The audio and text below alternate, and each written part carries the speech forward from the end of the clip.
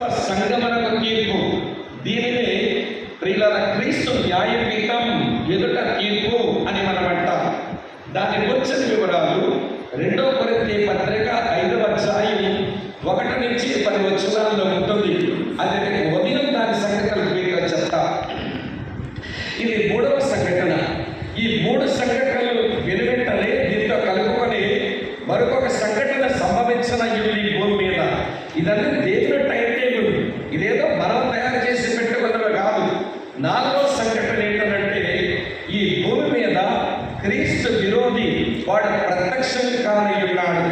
క్రీస్తు విరోధి అంటే వాడు ఒక మనిషే, కానీ వాడిని దుష్టుడు ఆవరించి ఉన్న కారణం చేత ఒకవైపు వాడు మనిషి, మరోవైపు దెయ్యములా పనిచేసి భూమి మీద మనుషులను వాడు చాలా వేధించనై ఉన్నాడు. వాడి ప్రత్యక్షత భూమి మీద జరగనయ్యింది. ఇదే 4వ సంఘటన. తర్వాత 5వ సంఘటన ఉంటుంది. అదేంటో తెలుసా ప్రియులారా? ఈ 7 సంవత్సరాల ముగింపు. అలాగనే ప్రియులారా, ఈ అంత్యక్రీస్తు క్రీస్తు విరోధి పాలనలో మనుషులు నలిగిపోవడం జరిగిన తర్వాత అప్పుడు క్రీస్తు రాకడ సంభవిస్తనయ్యింది. దానినే క్రీస్తు 2వ రాకడ అని అంటారు. ఆయన సంఘమును ఎత్తుకెళ్ళడానికి వస్తాడు. అది ఆయన రాకడ కాదు, అది ఆయన రాక. కానీ ఆయన రాకడ మరొకటి ఉంది.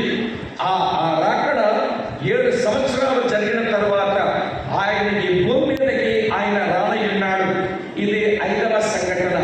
ఈ 5వ సంఘటన అయిన వెంటనే మరో భయంకరమైన సంఘటన జరగబోతుంది. దానిని మెగిద్దో యుద్ధం అన్నారు. మెగిద్దో అనే స్థలంలో ఇదివరకు ఎన్నడూ జరగనటువంటి మహాభయంకరమైన యుద్ధం అది జరగనయ్యింది. ఇది 6వ సంఘటన. వింటున్నారు కదా? ఈ సంఘటన అయిన వెంటనే సాతాను 1000 సంవత్సరములు వాడు ఒక బిలములో బంధించబడనై ఉన్నాడు. అదే సమయంలో 1000 సంవత్సరాలు క్రీస్తు ఈ భూమి మీద రాజ్యపాలన చేయనై ఉన్నాడు.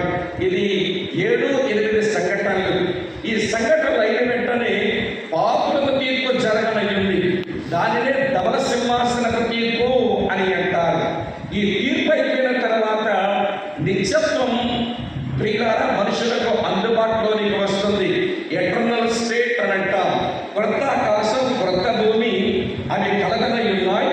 అది తన ప్రజలకు దేవుడు ఇవ్వనై ఉన్నాడు. ఇప్పుడు నేను చెప్పిన సంఘటనలన్నీ 10 సంఘటనలు మీతో చెప్పాను. దీన్ని అంత్యకాల సంభవాలు అని అంటారు. వీటిని ఎండ్ టైమ్ ఈవెంట్స్ అని అంటారు. కనుక ఈ 10 సంభవాలు మన